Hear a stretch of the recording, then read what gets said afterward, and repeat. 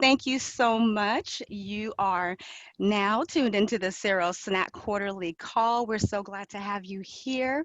And I just wanted to get started with welcoming you, which I just did. And then we also want to go through the agenda really quickly. So, first is the welcome and introductions and roll call. And after that, we will be followed by Brittany Souvenir and Joy Hatch giving updates about the Southeast Regional Office and Food Nutrition Service. We're going to be graced with their updates. And afterwards, we'll go into a presentation by our guest presenter, Dr. Alicia Powers.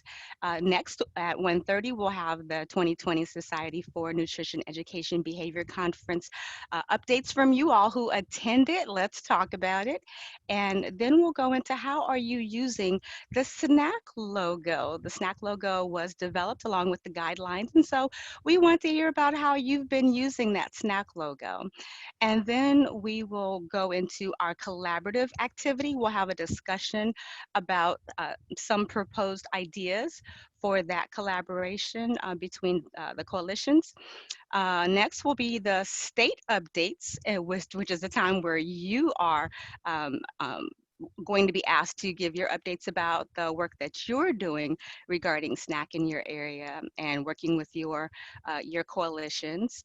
And then we will go into a discussion about COVID-19, the pandemic, and how you are able to serve your communities. And there'll be a question and answer period, a wrap up, and then we'll adjourn. So without further ado, let's move on to the next slide, which is roll call. So who do we have representing Alabama?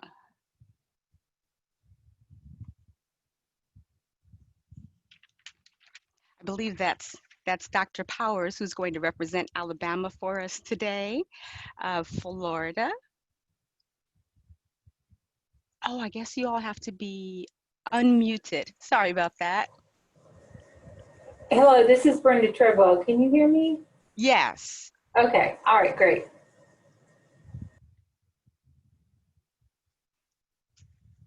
Okay, so we have Brenda representing Florida, Georgia. We should have Latrice on the line. Am I correct?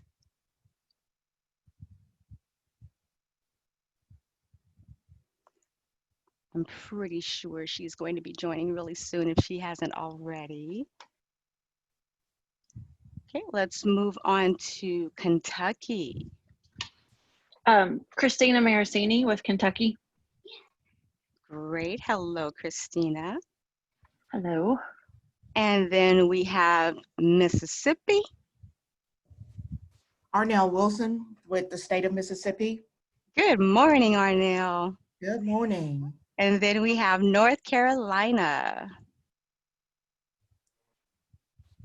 This is Jane McBurney with North Carolina State University. Welcome, Jane. And Rachel Pullman from the Post Center for Health Education. Hi, Rachel. Hello. And then we have South Carolina. This is Janine Hodges with DHEC SNAP Education. Hello, Janine. Hi, everyone. Excellent. And last but certainly not least, Tennessee. Aurelia Finch with the Tennessee Department of Education. Excellent, excellent. So we actually had planned to have a video queued up for you all, which was going to discuss the topic of creating lunch plans for back to school. However, of course, Murphy stepped in and we were having technical difficulties with getting the sound for that video. But our lovely admin, Rachel Otter, or I'm sorry, fiscal admin, Rachel Otter is going to place that link in your chat box. You should see that now. And so if you want to access that video, the link is there for you to access. And with that, we want to move on to the Southeast Regional Office and Food and Nutrition Service updates by Brittany Souvenir and Joy Hatch Parks. Thank you. Good afternoon, good morning, depending on where you're located. We just have a few SNAP-Ed updates. If you don't know me, I'm Brittany Souvenir, the SNAP Education Regional Coordinator for the Southeast region. And of course, I've been working on SNAP-Ed plans that have been coming in. This is our planning period. So so I've had my head looking at pages and pages of plans. So it's great to be here with you all to discuss some updates from SNAP-Ed. Last time we had our SNAC call, I believe I shared that the first set of Q&As for COVID-19 and SNAP-Ed came out. Well, now we've had our second set come out on June 4th. And the second round addresses some new questions that came up between that time of the first questions. And it also talks about how SNAP-Ed is providing services and delivering online nutrition education, partnering with food distribution locations. So if you're interested in how SNAP-Ed can and what SNAP-Ed can do during COVID-19, you can look at those Q&As just to see if there's anything in there. We've had, and just to point out, the link that I shared are the SNAP Q&A, so not even just SNAP-Ed, but all of our SNAP programs, but you can also find the SNAP, WIC, childcare Q&As on that website as well. And that's our FNS COVID-19 website. We've had 2 best practices webinars for SNAP-Ed since our last call. One was held last week, and the topic was working with populations with disabilities. The recording has been made available, so if you never received the recording and you want to be added to the distribution list to either attend those webinars or receive the recordings from those webinars, please email myself and Rachel and let us know that you want to be added to that list. The webinar was great. We had 3 speakers talk about their work, and the next one, the topic will be Farm to School, and that's for August 12th. The invitation for that one hasn't gone out yet, I don't believe, but it will be sent out soon. And that one is being held from 1:30 to 3 p.m. Eastern. So again, if you are interested in either listening to the webinars live or receiving the recordings from those webinars, please just go ahead and email us to let us know you want to be added to the list.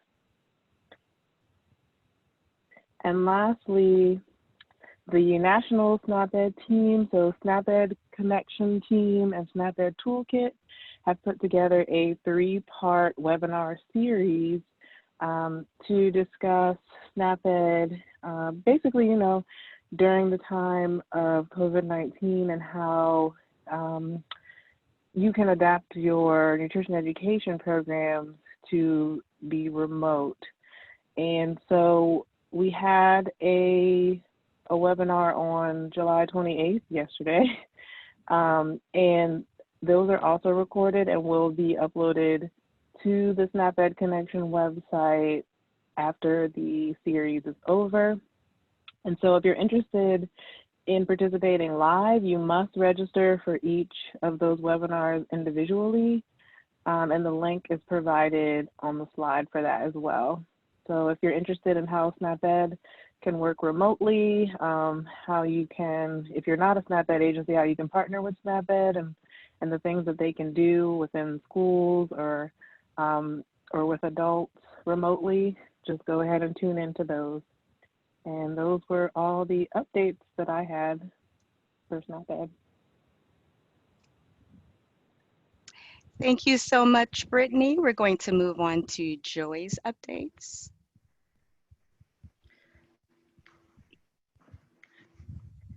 Hello, excuse me. I a little bit of frog in my throat this afternoon, but do want to provide you all with updates for child nutrition and for WIC. As you can see on the slide, what we're facing now in child nutrition, just around the corner, is the reopening of school. In most states, that's occurring in August, but maybe some in September. And so just wanted to let you know that the COVID-19 waivers for NSLP, school breakfast, child and adult care, and the summer food service program are still in effect through the end of August for the most part. But once school starts, that will be school year 2021. And so most of the waivers for schools will remain for school lunch and breakfast, but those, of course, for summer feeding and seamless summer will end. And so those waivers have been extended all the way through school year 21. So that would be September 30th of 2021. And if you're not familiar with the waivers, those are for non-congregate feeding, providing multiple meals at a time, a waiver of the meal times, also waivers for meal pattern, allowing parent pickup of meals, and then area eligibility. Next, we want to talk a little bit about the farm to school grants. And so, as you all may well be aware, USDA did award the farm to school grants this year for FY20. I believe those were awarded the end of June or maybe earlier in the month of July.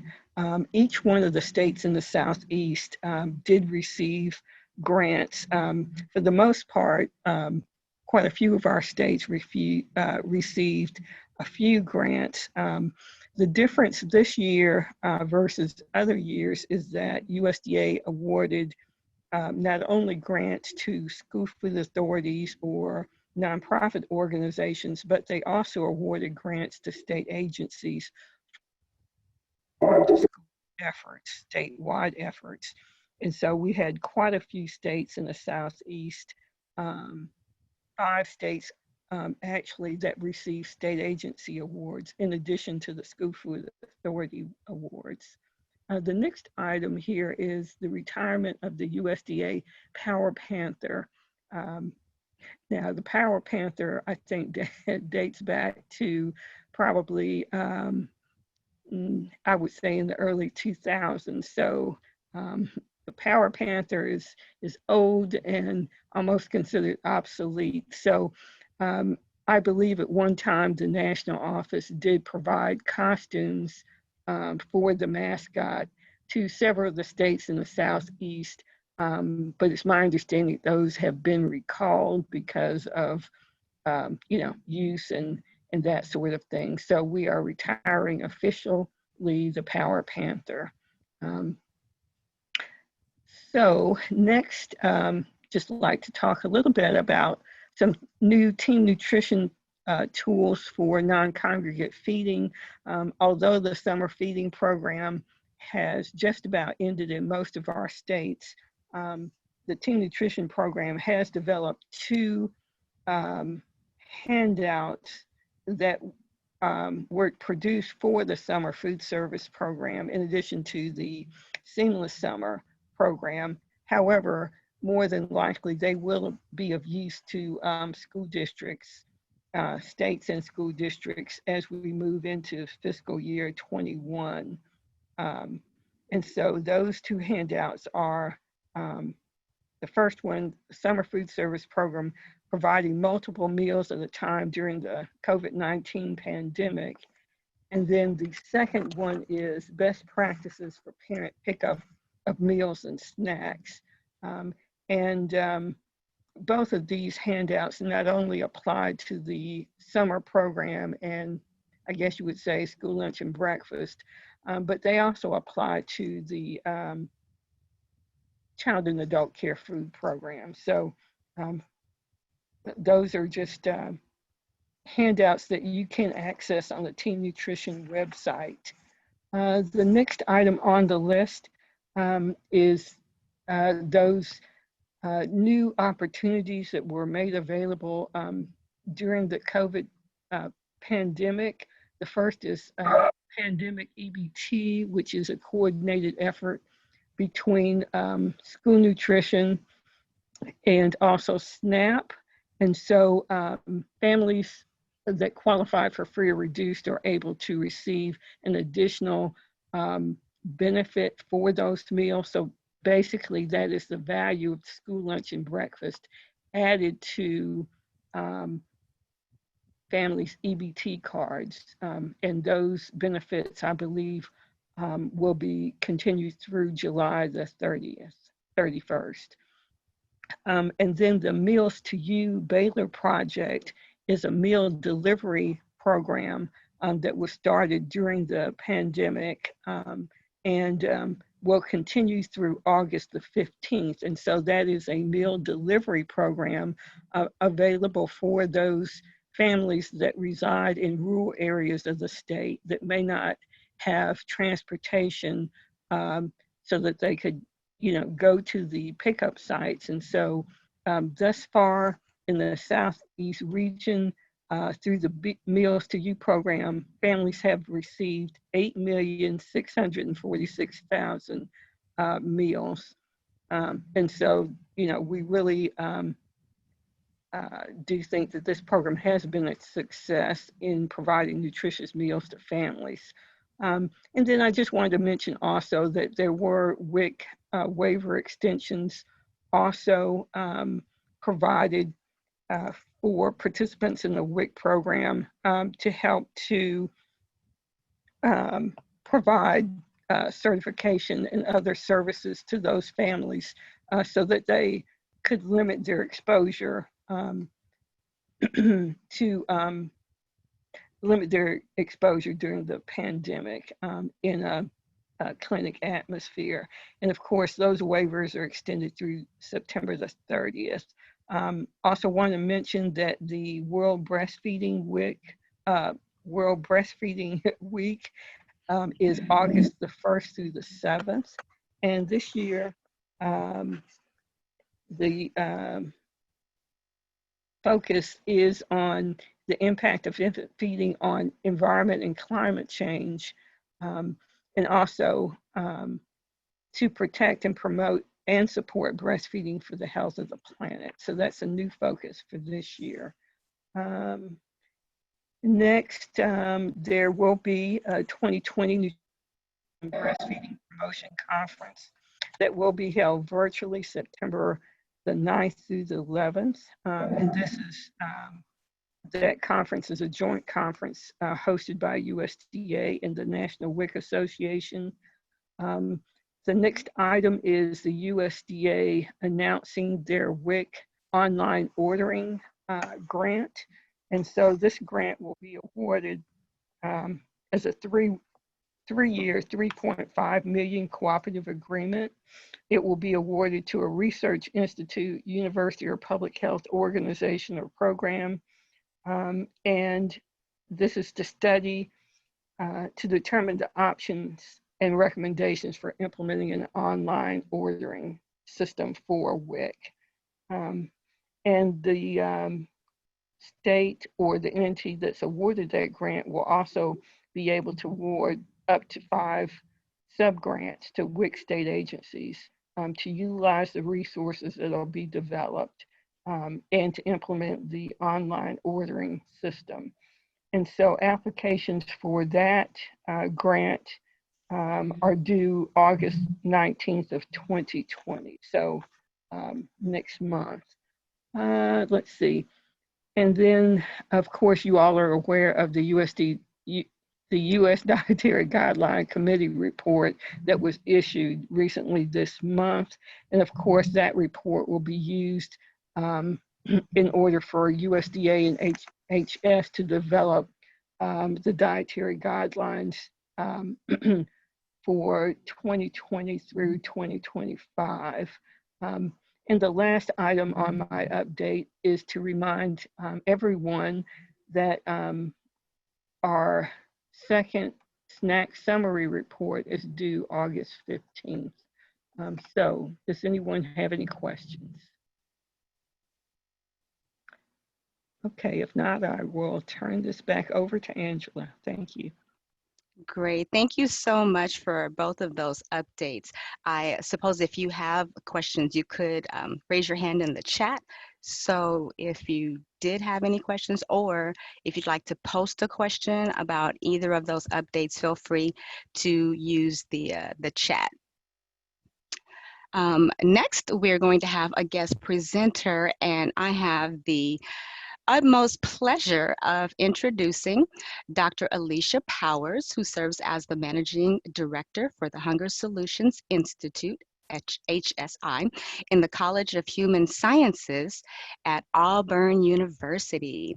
Hunger Solutions Institute seeks to convene, promote collaboration, and multiply best practices to end hunger at all levels, campus, locally, statewide, nationally, and internationally. And to accomplish this mission, HSI implements strategies for all three pillars of an academic institution, which are teaching, research, and service/outreach. Dr. Powers coordinates the Hunger Studies minor as well as engages undergraduate and graduate students in HSI activities. Current HSI research focuses on building capacity of academic institutions in addressing college student hunger, evaluating a community food security model for rural Alabama, supporting wellness of children facing food insecurity, and mapping a zero hunger pathway for the U.S. and determining community resilience after receipt of humanitarian relief. Lastly, HSI manages multiple networks, and those networks include Universities Fighting World Hunger, an international network of 300 chapters supporting the students' grassroots campaigns to build awareness, take action, and to advocate to end hunger. Presidents United to Solve Hunger, an international network of 110 university presidents who have signed a commitment to prioritize food and nutrition security in their academic institution. End Child Hunger in Alabama is a statewide network of public and private stakeholders, all working together to address child food insecurity throughout Alabama. Alabama Campus Coalition for Basic Needs is a statewide network of colleges and universities throughout Alabama working together to address students' basic needs. Prior to joining HSI, Dr. Powers worked as a community health coordinator with the Alabama Extension Supplemental Nutrition Assistance Program, Education SNAP-Ed, which we're all familiar with, and this was at Auburn University. In this role, Dr. Powers developed, implemented, and evaluated policy, systems, and environmental change strategies to increase access to healthy foods and physical activity opportunities for limited resource populations throughout Alabama. From 2007 to 2016, Dr. Powers served as an associate professor of health sciences at Furman University. And during this time, Dr. Powers co-founded Live Well Greenville, a coalition of organizations partnering to ensure access to healthy eating and active living opportunities for every Greenville County, South Carolina resident. She also engaged students and fellow faculty in implementing and evaluating these community-based initiatives. And so with that, I am very happy to introduce Dr. Alicia Powers. And Dr. Alicia Powers, I think we've queued up or I think you've queued up your presentation, so feel free to share screens at any time. Sounds great. Thank you, Angela. It's going to take me a minute to get everything shifted over. I think whomever is sharing right now, if you'll stop sharing, that'll give me the ability to share. Ah, awesome. Thanks. Okay. And I'm going to share my entire desktop because I'm going to jump a couple of different places. So you guys tell me, I can see Joy in my frame. Can you see my PowerPoint slides okay? Joy? Okay, perfect. I know with videos off, it's sometimes hard to communicate. So, so I appreciate you guys inviting me to come today, and Angela for providing that introduction so that it takes away some of the time for me to spend from introducing the group that I work with to actually talking about what may be of greatest interest to you guys today. So thank you for that. At the end of this presentation, I'll have a slide similar to this that will have my email address and my cell number. And so please feel free, if any of the networks that you heard Angela introduce or any of this information resonates with you and you would like more information, I'm most happy to connect with you individually.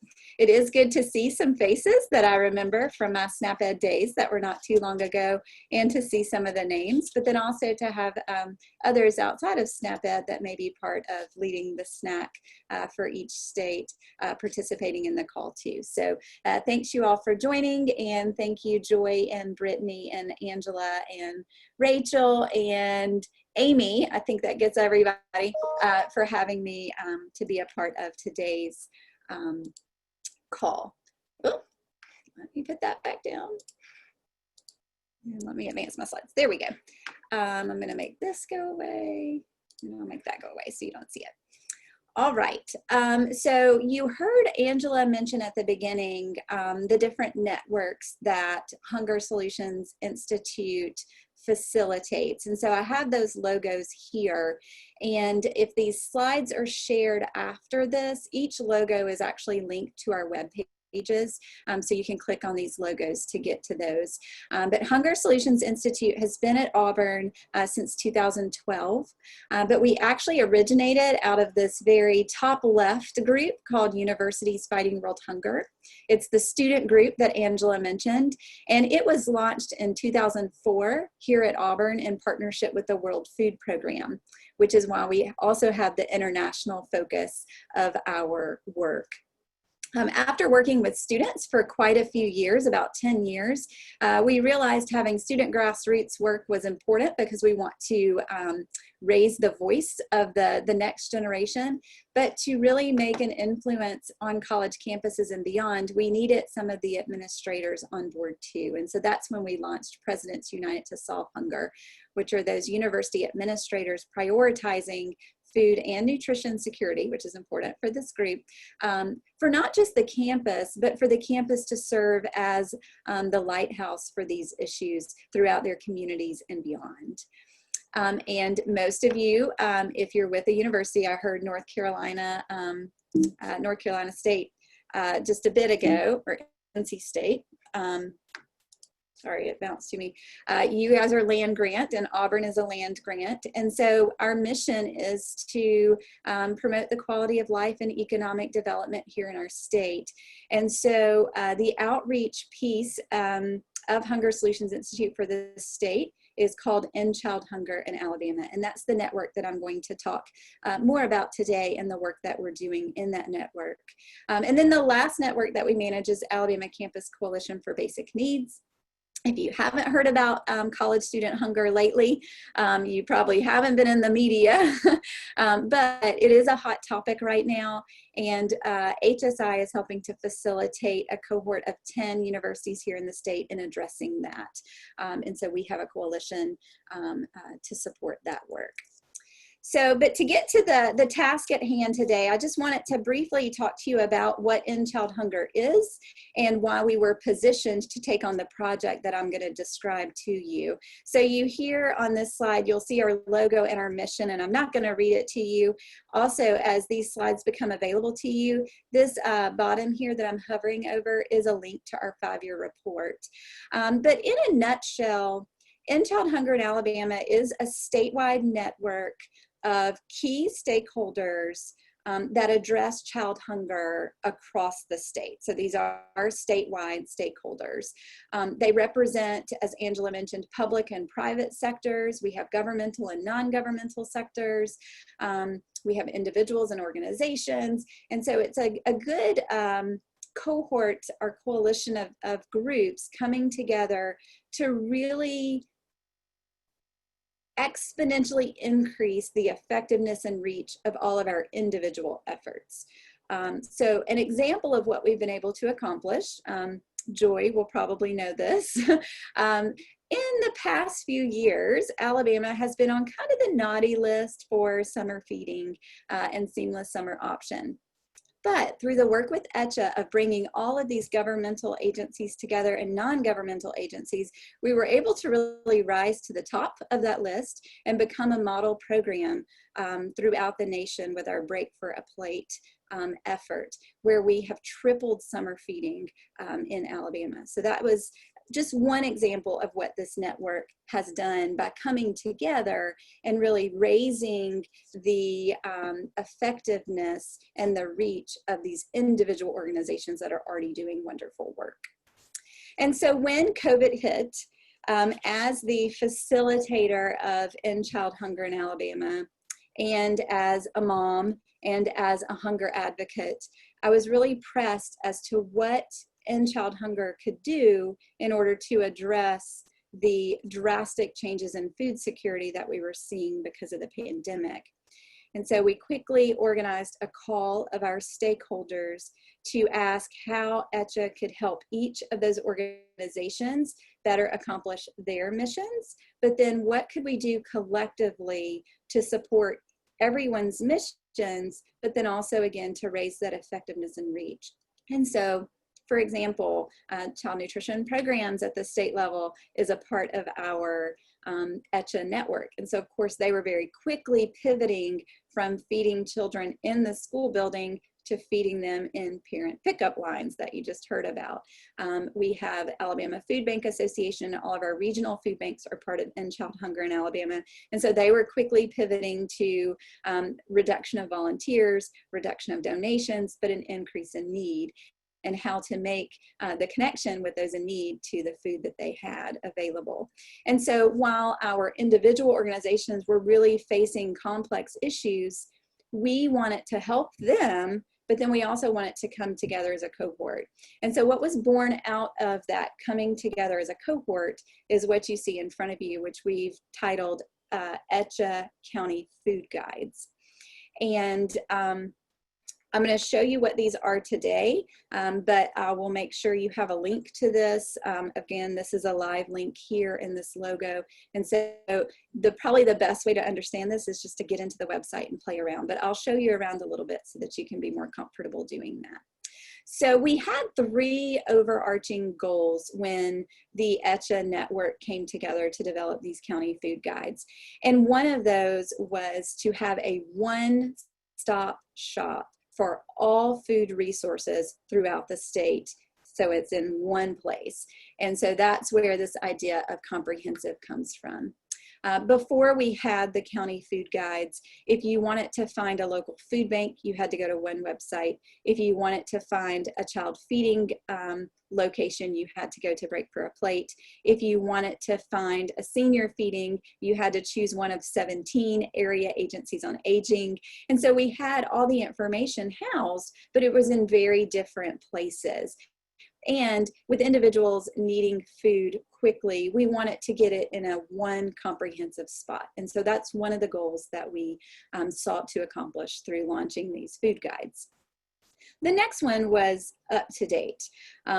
Having all these different websites managed by different leaders, it was very difficult for them to maintain the up-to-date days of operation, hours of operation, and special operating procedures that were quickly changing as a result of the COVID pandemic. And so what we are able to do with the county food guides is to work with volunteers that we're coordinating through End Child Hunger in Alabama to have weekly updates of every food location in the state. And so if an individual gets on and wants to understand if a child nutrition site is still available as these weeks of summer come to a close, they can get on and see what days they're available, what hours they're available, and if they need to follow any specific protocol to access that particular site. And so this information being up to date was really, really important during the COVID pandemic, continues to be important as most of your states and our state in Alabama, the cases are a little bit on the rise still. We're starting to see a little bit of a duck down. But then also, as we have the ensuing economic recovery that will last for quite a few years, we wanted to make sure we're always maintaining this information in an up-to-date way. And then the last goal we wanted to accomplish is for these food guides to be organized in a way that was easy for the general public to access. And being in the South, particularly in Alabama, we are all very weather aware. And so most often, individuals know the name of their county or the shape of their county on a map. And so the cohort, the network, decided to organize our food guides by county, since that may be the most recognizable way for individuals to access this information. And so those were the 3 goals that we were hoping to accomplish. We had to work with all of our partners, governmental agencies, non-governmental agencies, SNAP-Ed, I'll tell you how we're partnering with them in order to make sure that this is comprehensive, up-to-date, and organized. So I'm going to click here and I'm going to kind of show you what it looks like and talk to you about where we are currently. And so this, if you can't see my screen or if something's not working, somebody interrupt me. I can't see anything but what I'm showing you guys. But this is our ECHA web page. And if you click here, you will enter into the county food guide.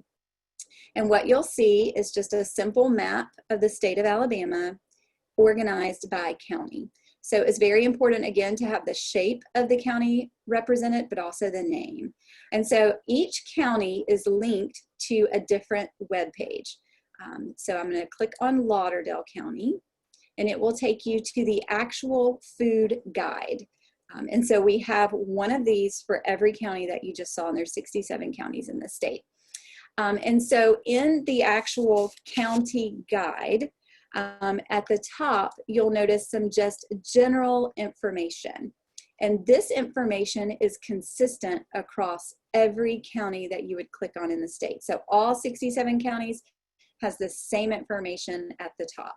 Of course, the 211 number that gets you to other additional resources outside of food that may be important.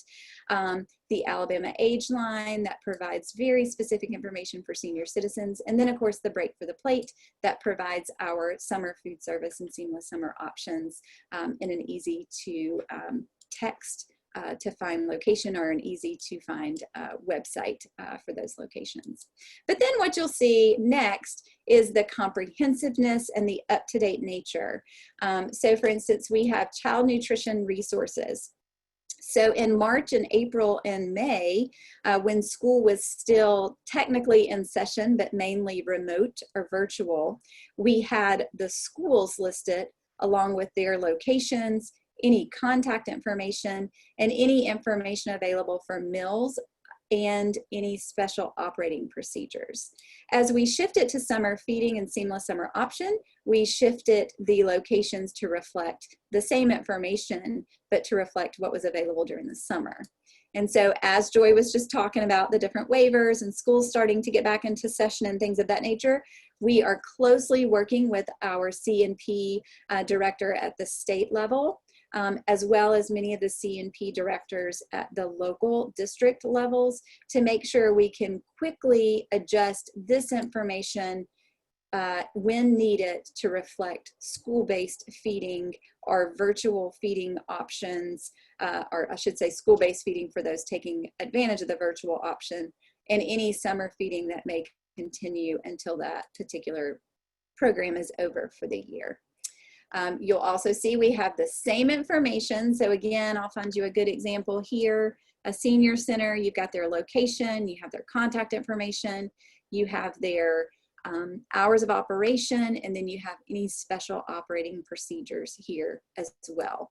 And so this is for any seniors that may need access. So while this is coming out of End Child Hunger in Alabama, again, we wanted it to be comprehensive.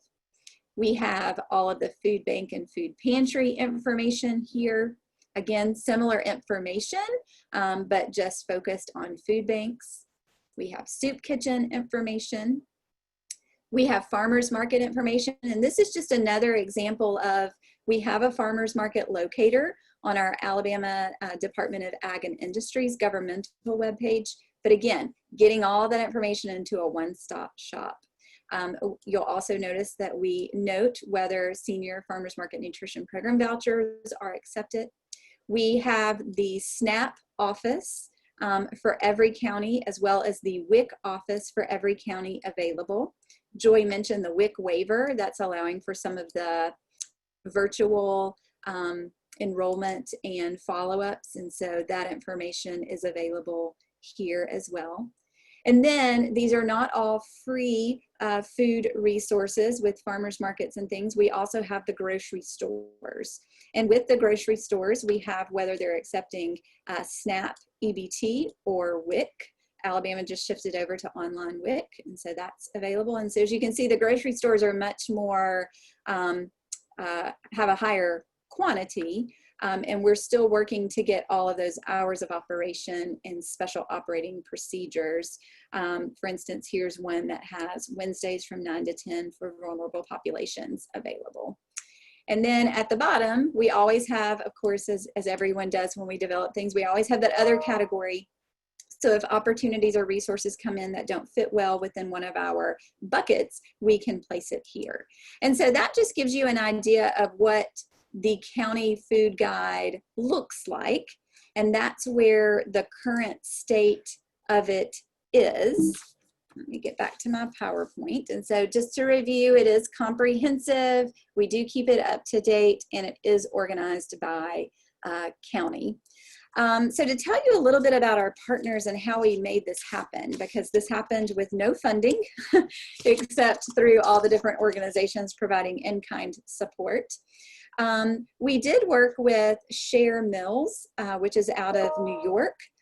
They provided quite a bit of coding that helps us connect our database to our website in real time.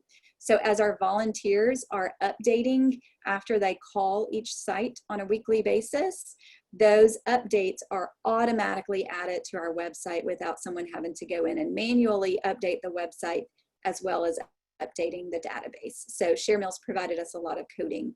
Share Mills also provided us the example of this. The boroughs and neighborhoods in New York City have similar food guides.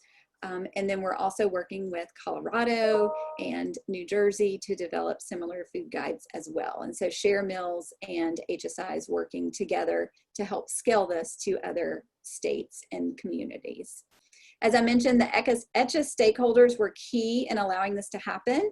We worked with the Alabama Food Bank Association to receive their database that had all their locations and typical hours of operation and typical contact information so that we could migrate all of that onto our site. We did the same thing with our summer feeding and our child nutrition programs, our senior meals and farmers market. So the ECHA stakeholders were key in helping us to initially populate the database with the general information.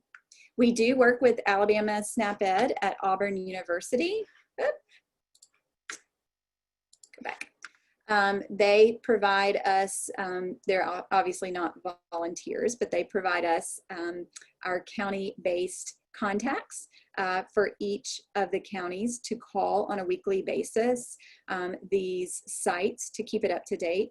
Of course, some of our counties are too large for one individual to maintain, so we do have additional volunteers.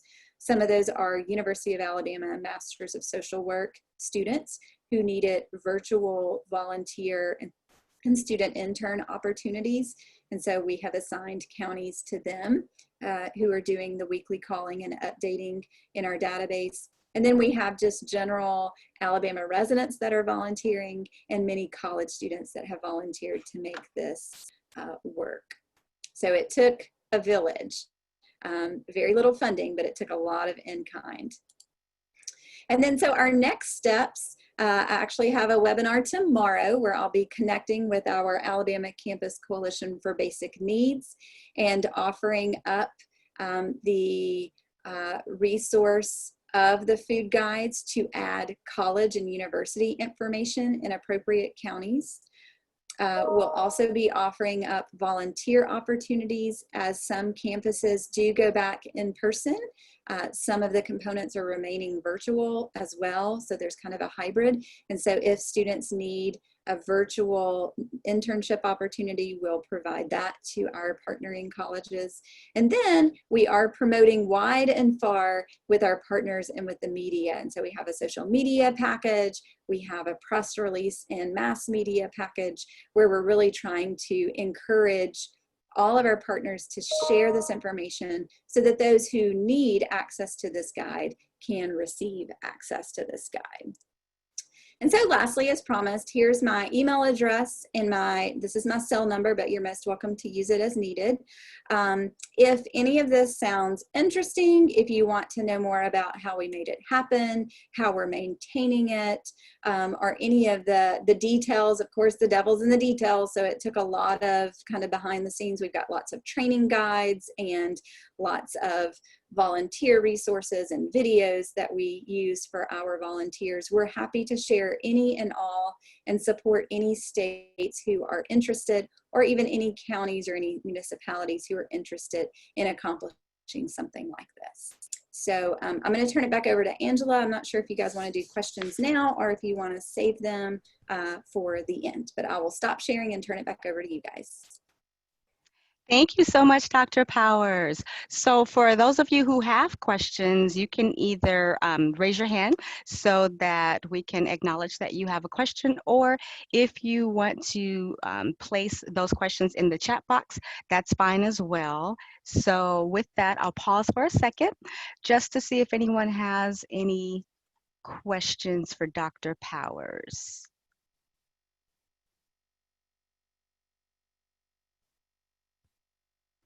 And with that, I don't think I see anything. Okay, we'll continue on. So our next slide is about the Society for Nutrition Education and Behavior Conference that just happened. And of course, it was virtual. And I'm sure that some of you may have attended that conference. And so we'd like to hear what you learned at the conference, information that you can share with the rest of us about what you learned.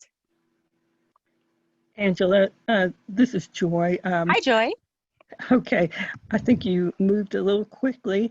I just want to really thank Alicia for her presentation. I know that even though we didn't have anyone to, speak up to ask questions, I know that a lot of what is incorporated on the website for Auburn's Food Guide is information that our states are compiling in some manner or form themselves. I know some states have come up with a one-pager that's sort of like a one-stop shop with contact information on all the various FNS programs and maybe even other partners in their state.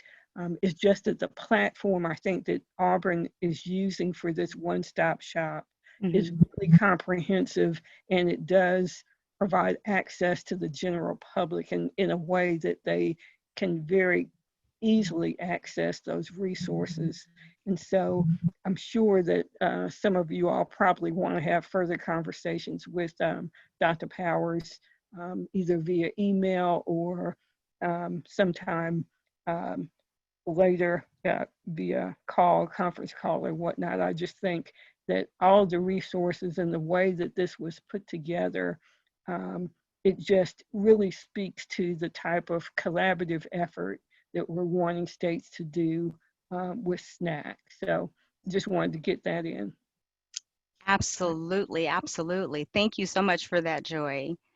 And actually, I think there is a question that was placed in the chat for Dr. Powers. She wants to, the person wants to know how much time did the process take and if you are collecting information about its usefulness for clients. That's a great question, Latrice. We started developing this resource in April. So it took us a bit of time in March as everybody to like settle into what was this reality that we were facing that seemed to be not reality. So of course everybody had that a little bit of adjustment period of stunned and like what do we do? And then in April we quickly mobilized all of our partners, and pretty much the month of April we were able to get the skeleton up and going. We did a soft launch in the month of May. We didn't have everything populated. Still everything is not populated, but I think it was important to make available what is populated right now. And so we did a soft launch in May, and then in June we did a big media push and did a kind of the hard launch, or the big media splash. And so it's still a work in progress. We are just now getting grocery store information up, and we are using our MSW students at University of Alabama to really get all of that there. And then our volunteers will start updating it on a weekly basis. And so it took probably a good 3 months to get it all there, and to get all of the moving parts and pieces kind of pulled together in one spot. But I have a grad student and an undergrad intern that they worked probably 20 hours a week for those time periods to get up and go. And so while it was a lot of work and a lot of time, it is totally doable. As Joy mentioned, most of the information is there. It's just pulling it together and putting it into an organized fashion that took a bit of time. And then of course we have about 450 hours each week that volunteers spend updating. So making calls to every site and then updating that. And so we do have coordination associated with that. So it is a big undertaking, but it is possible. We were able to do it, and many other communities are doing it too. We're the only state right now that's tackled it, but I think it was important for the state of Alabama to do that. We are collecting information through different website analytics, and we will be doing, I'm a researcher at heart, so we'll be doing some surveys of those who are using it to see how we can continue to improve it. And I failed to mention in the next steps, and thought about it as Joy was talking, we have applied for a grant to make this information available through a text line and an automated call-in line to overcome some of our broadband connectivity issues and our cell connectivity issues in the state, but also to make sure we're appealing to all age and other demographic characteristics of our Alabama residents. And so it is still a work in progress. I have committed to our End Child Hunger in Alabama network that we will maintain this for at least a year through weekly updates. And then we'll all we convene on a quarterly basis, but we'll chat each quarter to see how long we need to continue this into the year's time frame. I do foresee this as a resource that will stay available for the long term. I do not foresee us updating it on a weekly basis for the long term. We'll do that while we're still in this current reality of the pandemic and the ensuing economic recovery, but we will slow down to monthly updates and then other periodic updates as the situation allows. So then the resource would stay on the website, and that's Auburn's website? It will, Okay. yes, it will stay on the website indefinitely, and it will be updated at least right now on a weekly basis, but at least on a monthly basis indefinitely. Okay, great, thank you.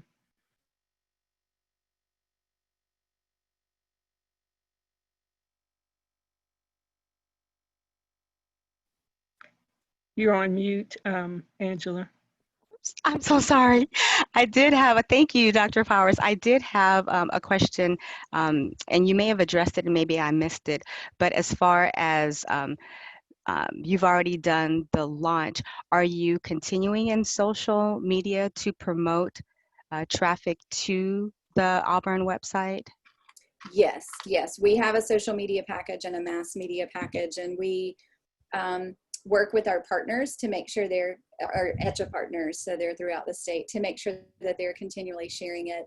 And then each week we have a particular target group that we get to try to share it to continue to expand the reach of the resource. So, for example, tomorrow I'm reaching out to the colleges and universities through our Alabama Commission on Higher Education to talk to them about the resource. I'll make postcards available for any universities that want those, as well as social media and mass media information that can be shared on their campuses and in their communities. So yes, we have a targeted communications campaign to try to get this out as much as possible, because the resource is no good if no one's using it. And so Exactly. we really have a big push to get it out to as many people as possible. And then of course, our SNAP-Ed partners through their Livewell, Alabama social media and website have been sharing it too. So we're linked up to as many partners and social media accounts as we possibly can be. Excellent. Thank you so much for all of that information. Great. So now we wanted to move on to the SNIB virtual conference. Is there anyone who attended who would like to share information about what they learned at the conference, or their experience at the conference? We'd love to hear about any of the resources that were presented or the data, whatever you'd like to share. Now is the time for that. I guess first off, did anyone on the call attend the SNAP virtual conference?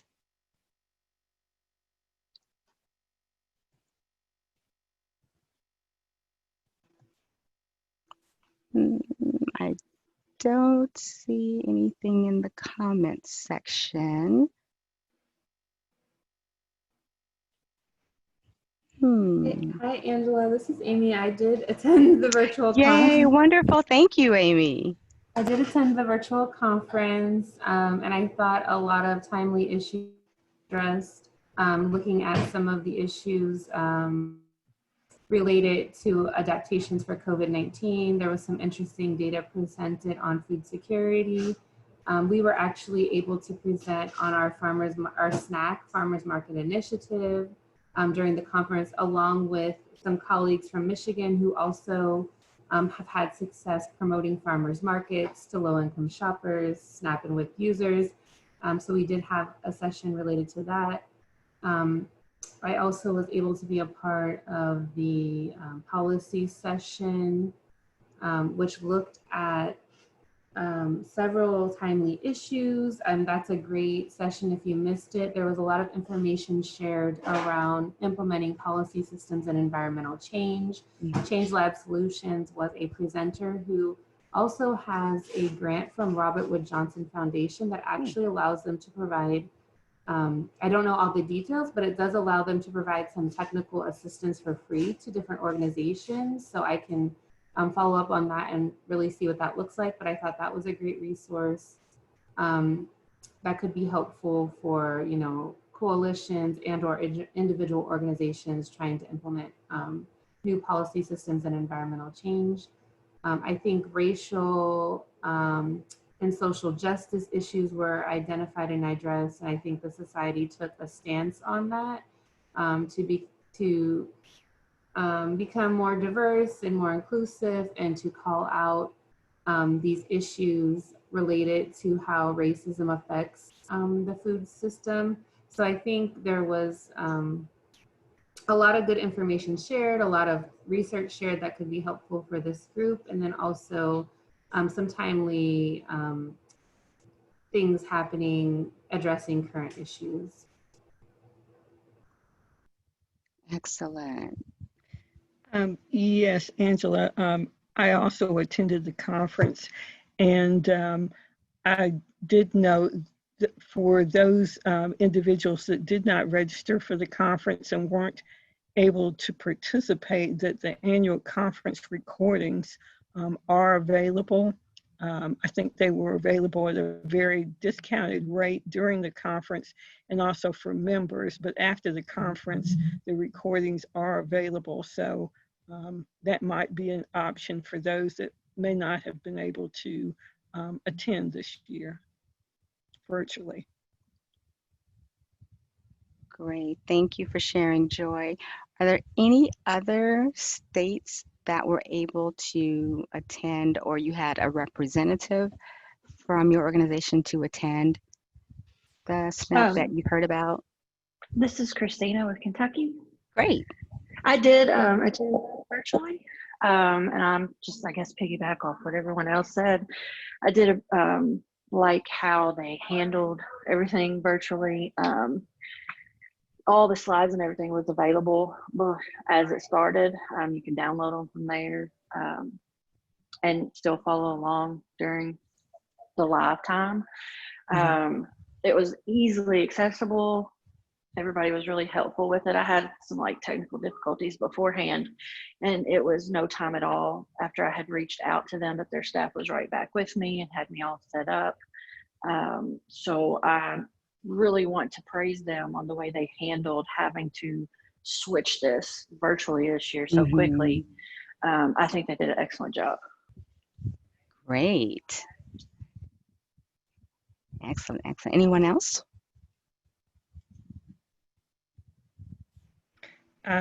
This is Joy again. I would agree. I think SNAB did an excellent job in making the conference available virtually, and it was very easy to log in, I thought, to each of the sessions and to download handouts and have them, you know, as the speaker was speaking.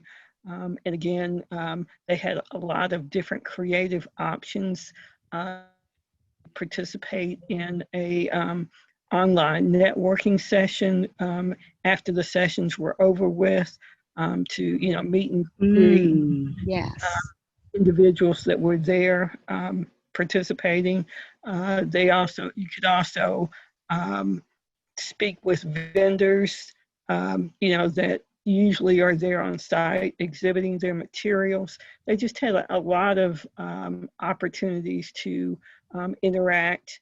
And of course, using Zoom, they did use during some sessions the breakout session option, where you could have various breakout rooms and, you know, discuss in smaller groups and then come back together with the general session. So I just thought it was very well done.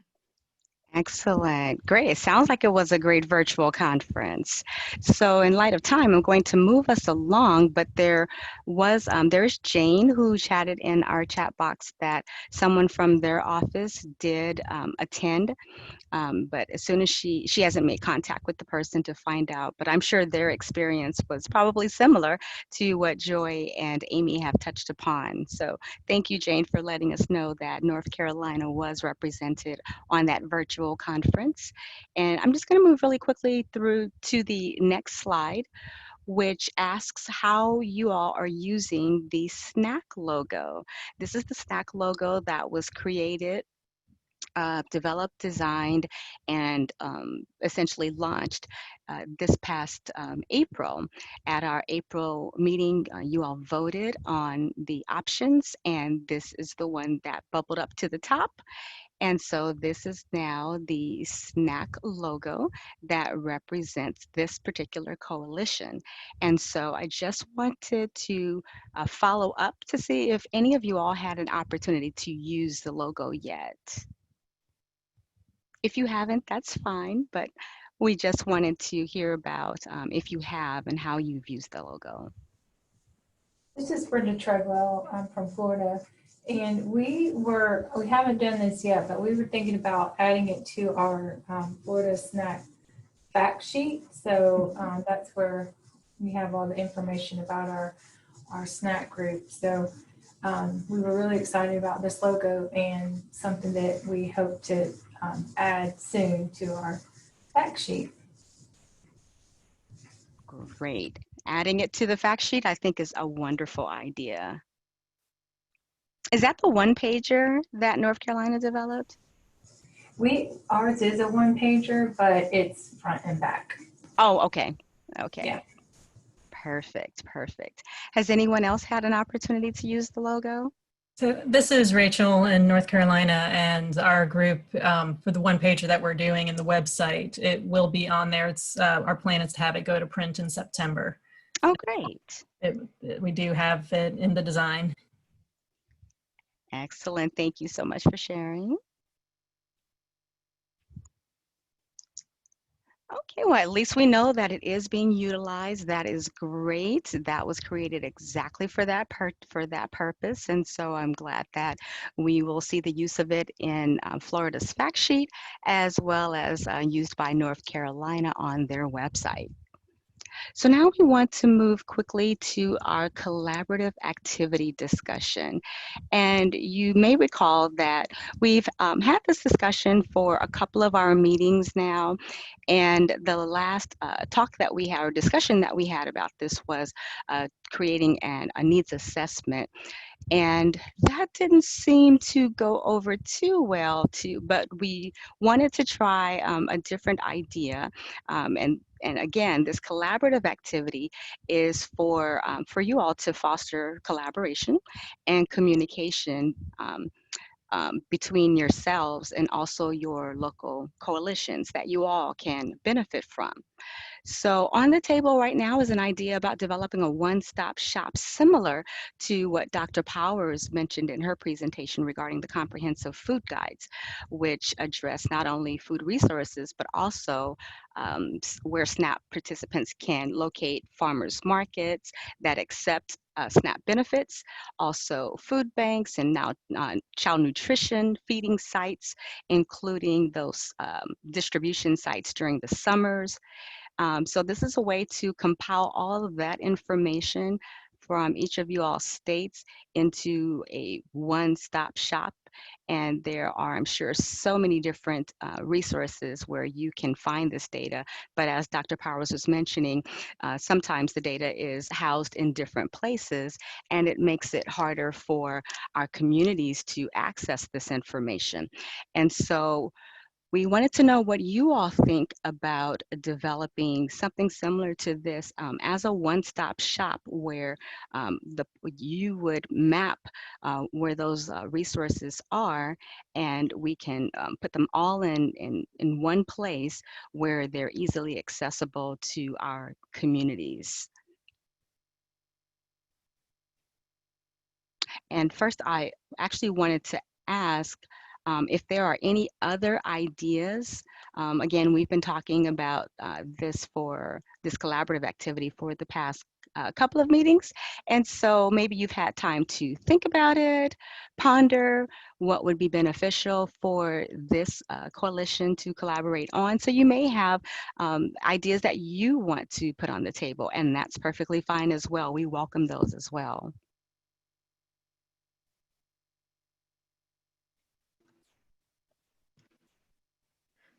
So I know, Angela, that when we were thinking about the geomapping, we were thinking, of course, that this would be specific to each individual state and not a southeastern regional geomapping effort. Yes, yes. But this would include nutrition education sites for SNAP Ed. It would be inclusive of farm to school grant activity,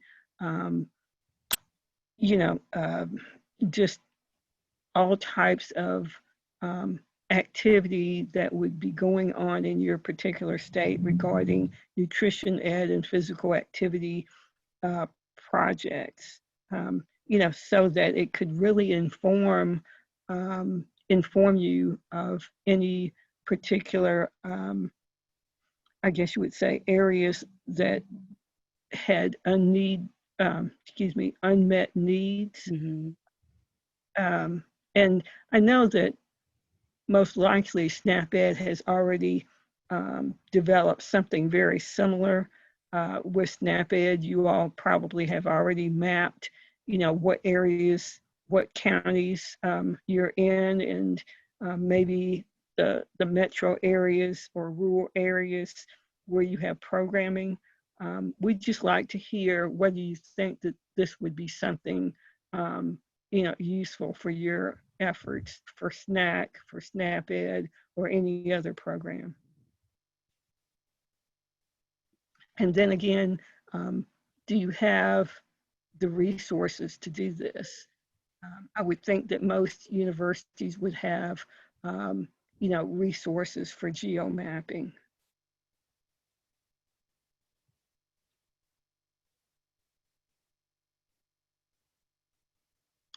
Any takers on this? Does it sound too labor intensive? I think this is Jane from North Carolina, and there's two things here. We have talents on campus that can do this work, or we have organizations that can help support it. But the financial resources is always what I come up with. Is some of these efforts, there is a price tag on them, and how is the SNAC work supported financially?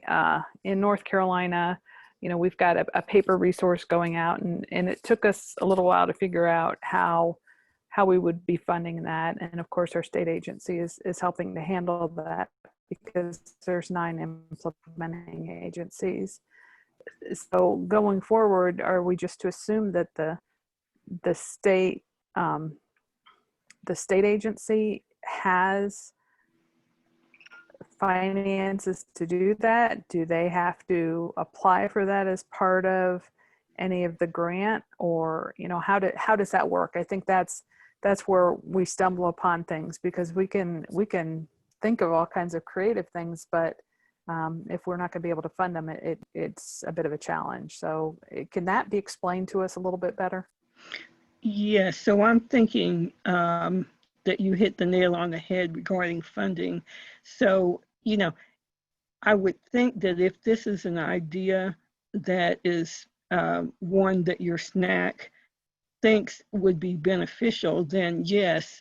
And I think, Brittany, you may want to speak to this, that this would be something to bring to the state agency, the state SNAP-Ed agency, with regard to their SNAP-Ed funding, because these efforts for SNAC really are outgrowth of SNAP-Ed. And so I would think it would be very much in line to look to the state agency for funding the effort. And then, maybe even multiple state agencies, not just SNAP-Ed, but it could be a benefit to Department of Ed, Department of Ag, the Health Department. And so that would be a conversation, I think, that you all could have with your state partners.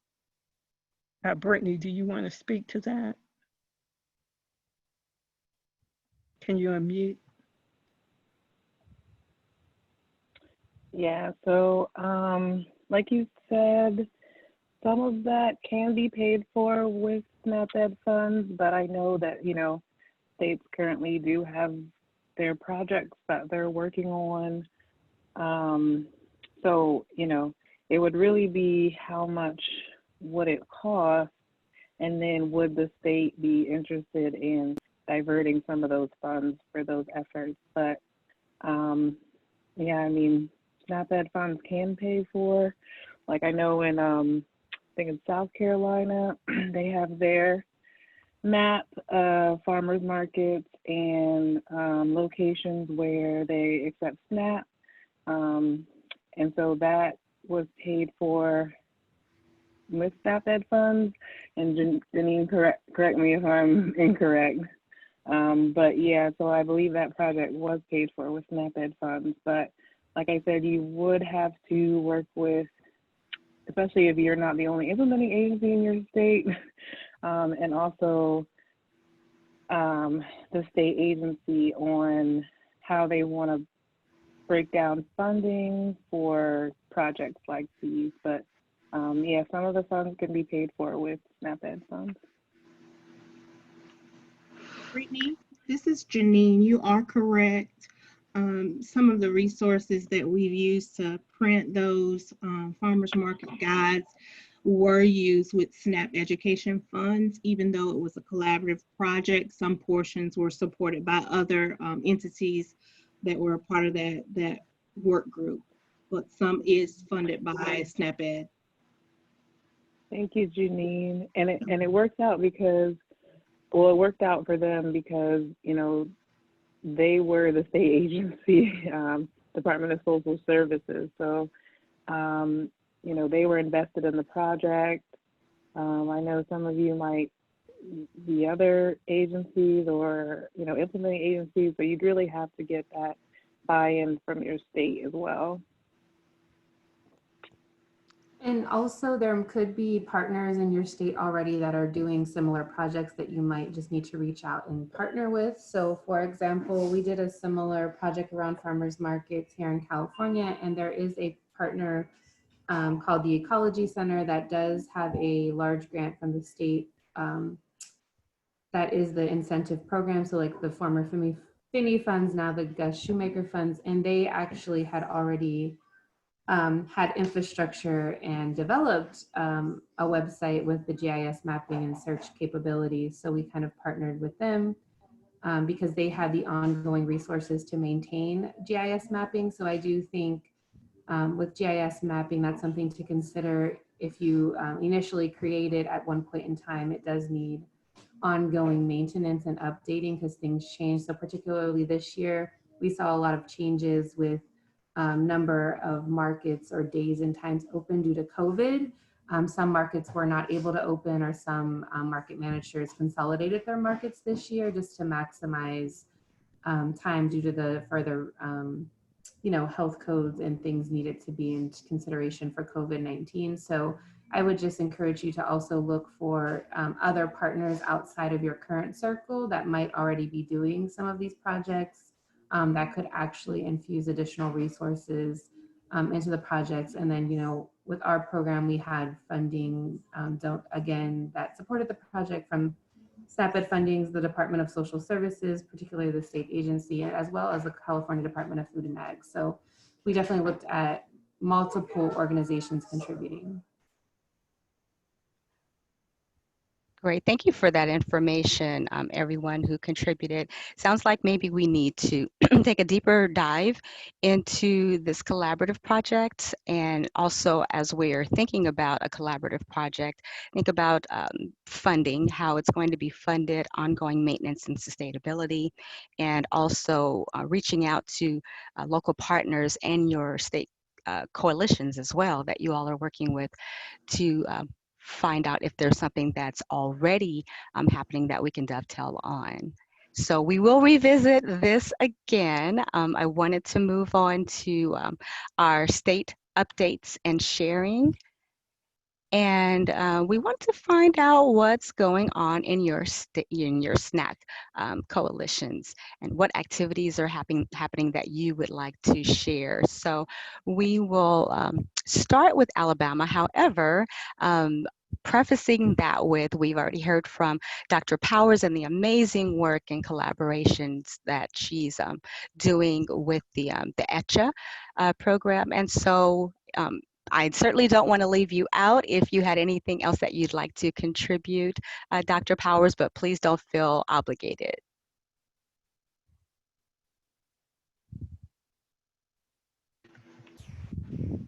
He's no longer on the call. Oh, okay. So we'll move on to Florida. Hi, this is Brenda. And yes, we recently met with our group. It's been the first time we've met since COVID, really. And we just met online. We were able to get together. And we're working on our action plan and some of our activities.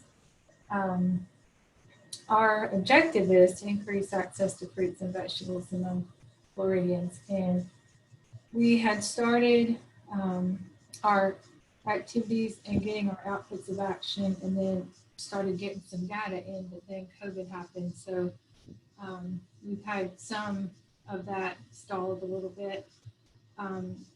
Basically, when we met, we talked about how we're adjusting some of the things we're doing due to the pandemic. So really, I guess I could just go over some of the things that were mentioned in our group, but the first thing that one of our activities was is we were trying to provide outreach materials to sponsors of the National School Lunch Program to promote the school meals, and that was to increase participation in the meals and to increase the amount of fruits and vegetables that were offered to students. But again, we saw a drop in that participation for the National School Lunch Program, as you all know, and in the dollar amount of the Florida produce purchased by schools. So that went down too. So one of the other things that we were looking at was to increase fruit and vegetable cash value benefit consumption through the WIC EBT card and through the redemption of the Senior Farmers Market Nutrition Program coupons. And again, we had, for the WIC redemption and the vouchers, that decreased a little bit from the first quarter.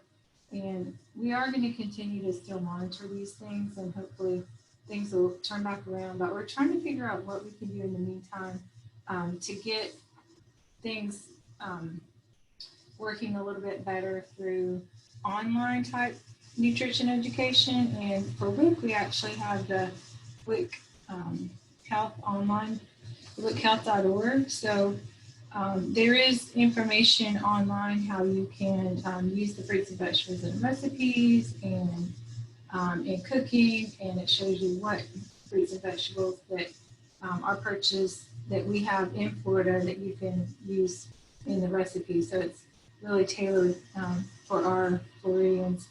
But we're just trying to find different ways that we can increase the fruit and vegetable consumption that are kind of different than what we've been doing before. And the Senior Farmers Market Program, I know there were coupon distribution rate has dropped, of course, and their meal service had gone down. We have the adult daycares in Dade County, which is one of our largest counties in Florida. They have been closed. So we're just dealing with a lot of different things, trying to figure out ways to work around these things and come up with better alternatives and, different things like that. We have the Farm to Preschool, is the Child and Adult Care Farm Food Program, and they are trying to come up with a survey that is going to look at the current barriers for implementing the Farm to Preschool and the child care centers, and how CCFP can improve these outcomes. So we've got a couple agencies working on this. I know Elder Affairs is going to work on this survey too. So they're collaborating there. And we also have seen a drop in the after school meal program, of course, due to COVID, but they've got ways that they can do different services like grab and go services and different things that they're working on there. So we're just trying to work through this and try to figure out the best way to work with our objectives and activities in ways that are a little bit different. So that's kind of what we were sharing about on our last meeting. And some of the data is coming out this fall, so we haven't actually seen all of the data. Some comes out quarterly and some comes out yearly. So we're just working on that. Excellent. Thank you so much. And in light of the time, I'm going to have each one of the rest of the states present maybe highlight one thing that you were doing in your state. And thank you so much, Brenda, for that update. We'll go to Georgia. Sorry, I'm sorry. You said oh, no, it's fine. I enjoyed listening. There's a lot going on. Georgia. Hi. So update from Georgia. We completed the Wilder Coalition Assessment. We held our first kind of strategic planning meeting in February. We did a follow-up kind of internal meeting amongst the chairs in June. And our next planning meeting will be to kind of finalize our action items for the upcoming year. Excellent, excellent. One highlight from you, Kentucky?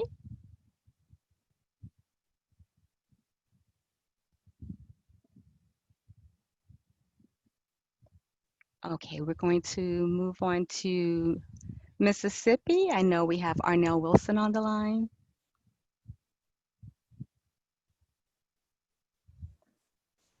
Unfortunately, I don't have an update for you right now.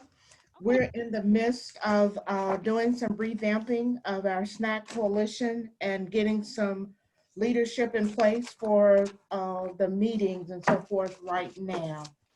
Sylvia Bird, my IA for Sylvia Bird with the implementing agency was leading our SNAC coalition and setting up our meetings, but she and I are having some conversations to get that back up and going as we move forward.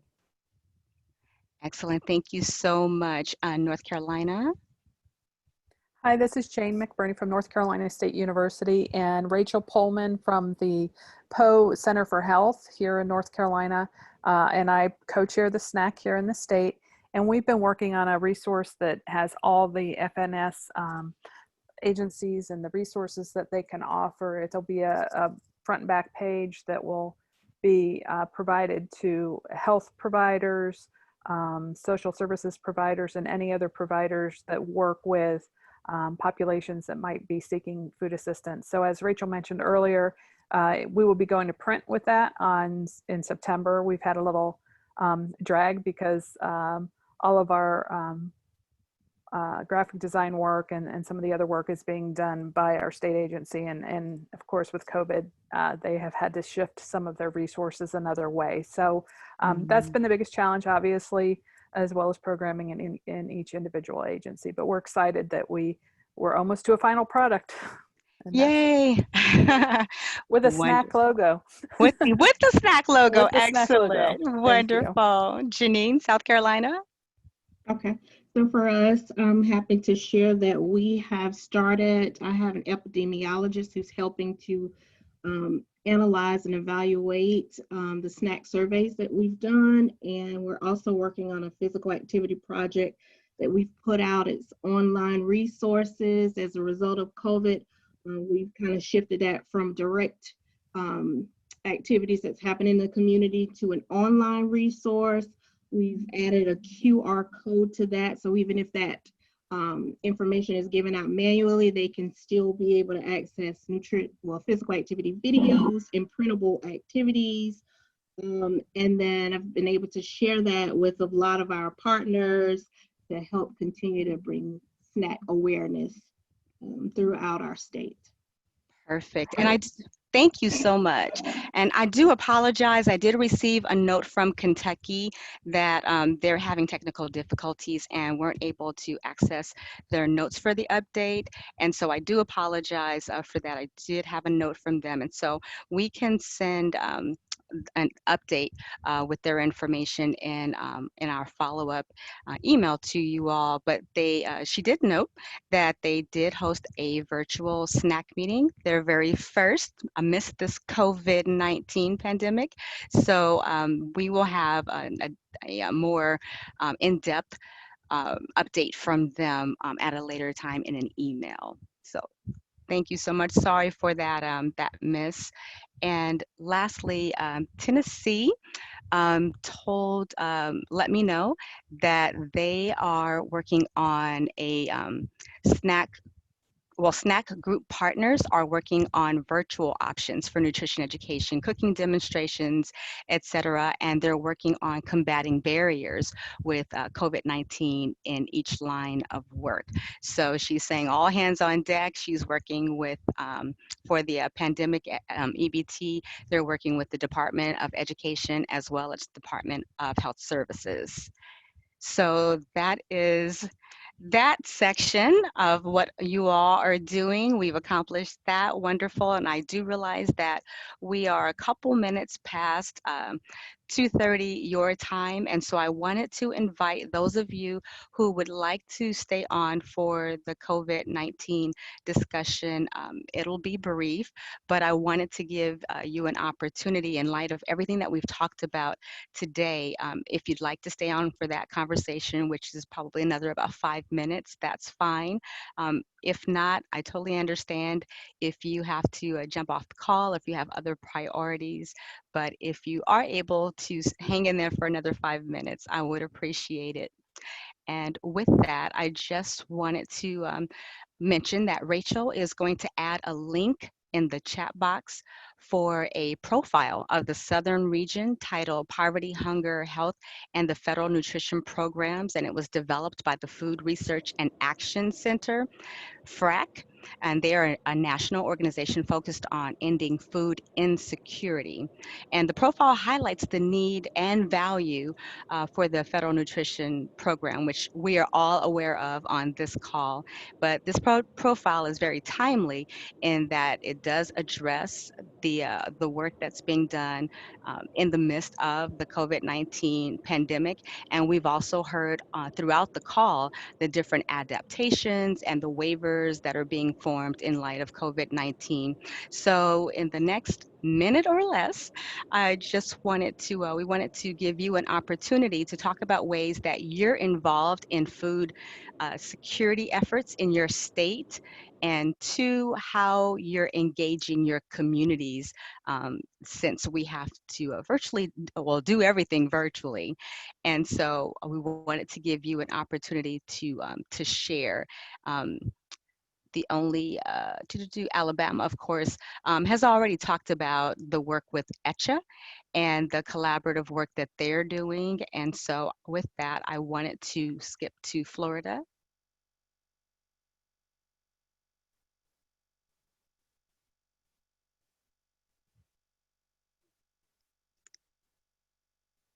Nothing from Florida. She probably had to jump off the call. How about Georgia? So for SNAC, not too much. I mean, for SNAP Ed, really focusing on building that digital content and reaching folks through, Facebook Live, Zoom, that kind of thing. Great. Now on to Kentucky.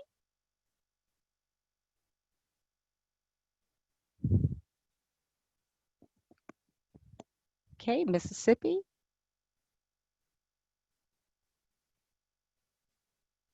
North Carolina.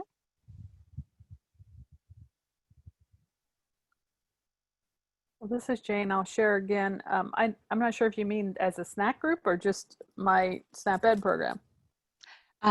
Particularly SNAC. Okay.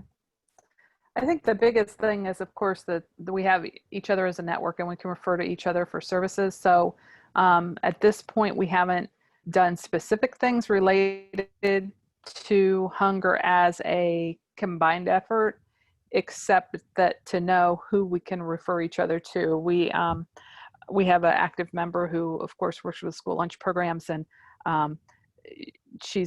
we all know her. So it's good that we're able to share information with her and that kind of thing. So at this point, it's just more of sharing resources. Rachel, I don't know if you want to add any more to that.